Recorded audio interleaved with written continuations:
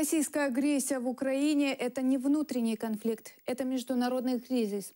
Об этом сообщил президент Всемирного конгресса украинцев Евгений Чалий. На прошлой неделе Конгресс открыл свое представительство в Брюсселе и теперь будет продвигать интересы Украины в ЕС, НАТО и других организациях. Російська Федерація чи російський президент явно виявляє, показує свої імперські амбіції, які йдуть далеко далі, ніж Східна Україна і Крим.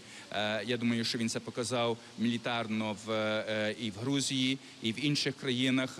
Я думаю, що ми сьогодні бачимо, що це не є тільки мілітарна агресія, а що то є фактично гібридна війна, де використовуються і мілітарні засоби, а також дезінформацію і різні інші атаки,